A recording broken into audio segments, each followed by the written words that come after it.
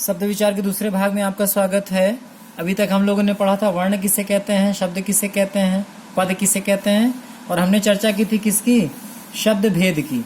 तो शब्द भेद के अंतर्गत आपको बताया था पहला स्रोत या उत्पत्ति के आधार पर, ठीक है, दूसरा रचना के आधार पर, तीसरा प्रयोग और चौथा अर्थ के आधार पर। अब एक एक करके हम सभी को समझने का प्रयत्न करते हैं। पहले को ले लें, स्रोत या उत्पत्ति के आधार पर। बहुत ढेर सारे शब्द प्रयुक्त किए जाते हैं हिंदी भाषा में। ये कहाँ से आए हैं, कैसे आए हैं, ये जानना बहुत ज़रूरी है। वैसे ये कहा जाता है कि संस्कृत जो है सभी भाषाओं की जननी है और हिंदी में संस्कृत निष्ठ शब्दों का प्रयोग बहुतायत होता है। उसी के आधार पर उसे 4 भागों में बांट दिया गया है। पहला है तत्सम, जो कि संस्कृत निष्ठ है। दूसरा है तद्भव, जो संस्कृत से बने हुए शब्द हैं। तीसरा है देशज, अर्थात देसी, जो हमारे आपके गांव देश की भाषा में जिनका या जो हमारे देश में प्रयुक्त हुए वे शब्द। और चौथा है विदेशी, जो विदेशी भाषाओं से लिए गए, जो अरबी, फारसी, पुर्तगाली, अंग्रेजी इत्यादि भाषाओं से लिए गए। तो पहला तत्सम है, तत्सम अर्थात जो संस्कृत भाषा शब्द है वो। दूसरा तद्भव है, जिनका निर्माण संस्कृत से हिंदी भाषा के लिए हुआ, ठीक है। चौथा है देशी, अर्थात जो अपने देश के बने हुए शब्द हैं, जो हमारी लोकल लैंग्वेज से आए हैं। और चौथा है विदेशी, अर्थात विदेशी भाषाओं से। एक एक करके उनको समझने का प्रयास करते हैं। देख लीजिए, तत्सम और तद्भव।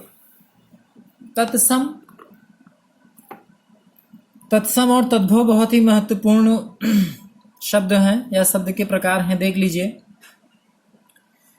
संस्कृत से जो शब्द सीधे सीधे हिंदी में आए हैं उन्हें हम तत्सम कहते हैं। जैसे आप देखें यहाँ पे अक्षर, अंधकार, अंध, अम्बा, अष्ट, अश्रु इत्यादि, ये सभी क्या है, तत्सम शब्द हैं। अर्थात ये जैसे संस्कृत में प्रयुक्त हो रहे थे वैसे ही सीधे हिंदी में भी प्रयुक्त होने के लिए आ गए।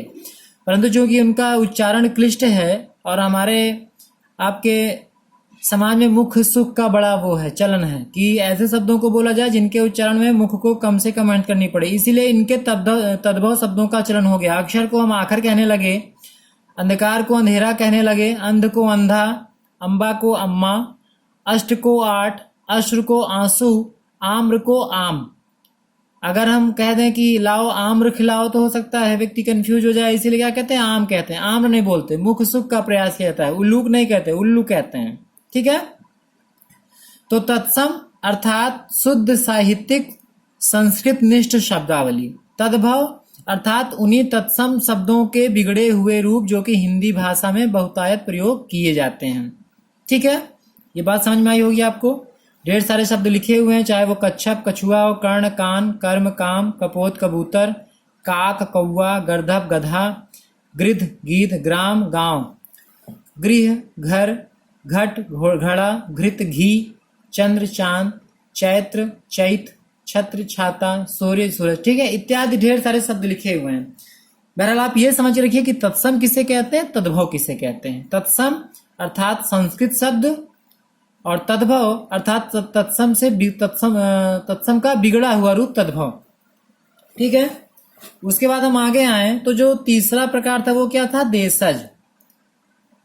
देशज कहाँ से आए, देख ली क्या लिखा है, तत्सम, तद्भव और अंग्रेजी शब्दों को छोड़कर अन्य देसी भाषाओं से। ये चीज आप स्मरण रखिएगा, देसी भाषाएं जो गांव देश की लोकल लैंग्वेजेस होती हैं, जिनका बहुसंख्यक प्रयोग किया जाता है अपने विचार विनिमय के रूप में, उन्हीं से कुछ शब्द आए हैं। उन्हीं शब्दों को हम देशज कहते हैं। देशज शब्द को अगर आप ध्यान से देखें तो इसमें देश धन ज, देश मतलब अपने देश में, जा मतलब उत्पन्न होने वाला, अर्थात जो अपने देश में उत्पन्न हुआ वो क्या है, देशज है।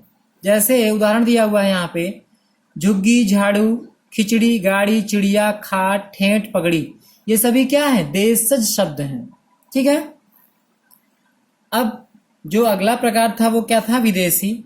विदेशी के अंतर्गत देख लें, विदेशी भाषाएं, विदेशी मतलब जो हमारे आपके देश की ना हो, बाहर की हो, उन्हीं में से एक अंग्रेजी भाषा भी है। अंग्रेजी, अरबी, फारसी, पुर्तगाली, तुर्की, ये सभी विदेशी भाषाएं हैं। और इन्हीं से ढेर सारे शब्द हमारे आपके हिंदी भाषा में जुड़ गए हैं और उनकी प्रकृति ऐसी है कि पता ही नहीं चलता कि वो विदेशी भाषाओं से लिए हुए शब्द हैं, या हमारे हिंदी साहित्य की, हिंदी भाषा की ऐसी प्रकृति है कि वो अन्य भाषा भाषियों किस अन्य भाषाओं के शब्दों को अपने आप में ऐसे समाहित कर लेती है कि हमें आपको बिल्कुल पता ही नहीं चलता कि वो दूसरी भाषा के शब्द हैं। और मजे की बात यह है कि इन सभी विदेशी शब्दों का प्रयोग हम और आप बड़े ही मजे के साथ, बड़े ही चाव के साथ अपने रोजमर्रा के व्यवहार में करते हैं, लेकिन ये किसी को नहीं पता रहता है कि ये विदेशी शब्द हैं। पहले देख लीजिए अंग्रेजी से कौन कौन से शब्द आए हैं। Doctor, TV, rail, bank, car, computer, office, college, principal, teacher, school,